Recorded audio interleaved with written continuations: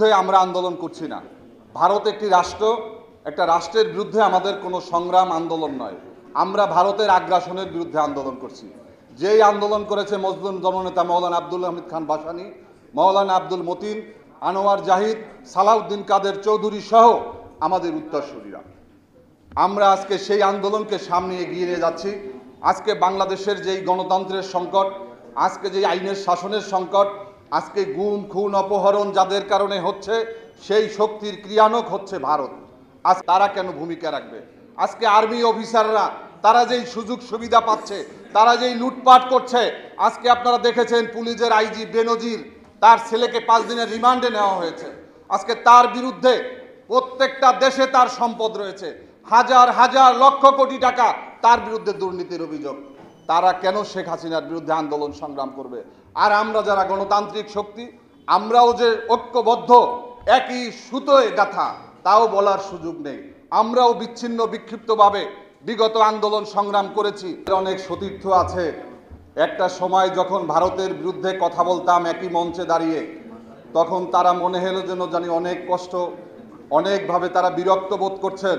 কিন্তু আজকে যখন তারা গলা ফুলিয়ে ভারতের বিরুদ্ধে কথা বলেন, অন্তত আমাদের আন্দোলন যে সঠিক এটা আজকে প্রমাণিত হয়েছে। বৃহৎ অংশ আজকে মরুভূমিতে পরিণত হয়েছে। আমরা 1994 সালে সেই ফারাক্কা পয়েন্টে একটি জনসভায় গিয়েছিলাম এবং মৌলানা মহিউদ্দিন খানের নেতৃত্বে গিয়েছিলাম। 2004 সালে যখন বিএনপি ক্ষমতায়, তখন মৌলানা মহিউদ্দিন খানের নেতৃত্বে ভারতীয় পানি আগ্রাসন প্রতিরোধ কমিটির নামে ভারতের সরকার। আমরা এই ভারতীয় সরকারের বিরুদ্ধে, ভারত আমাদের যতই বলুক, আওয়ামী লীগ স্বামী স্ত্রীর সম্পর্ক বলুক আর রক্তের সম্পর্ক বলুক, তাদের সম্পর্ক একটা, তা হচ্ছে শুধুমাত্র ক্ষমতায় থাকা।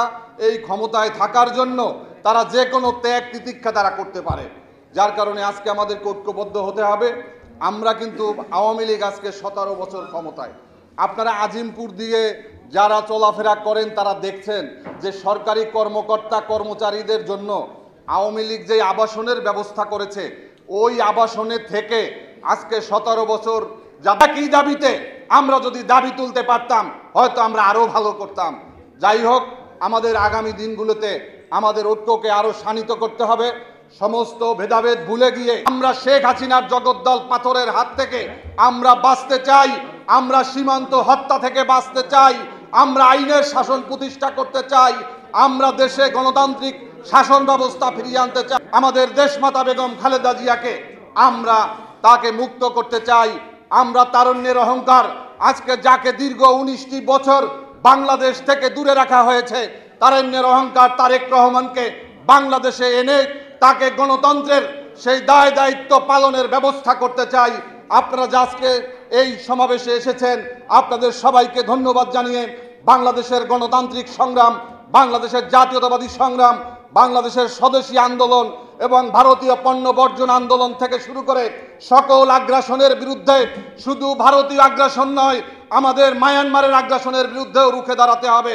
আমরা সামগ্রিক আগ্রাসনের বিরুদ্ধে ঐক্যবদ্ধভাবে লড়াই সংগ্রামের মধ্য দিয়ে বিজয় ছিনিয়ে আনবে, এই প্রত্যাশা রেখে আমি আমার বক্তব্য শেষ করছি।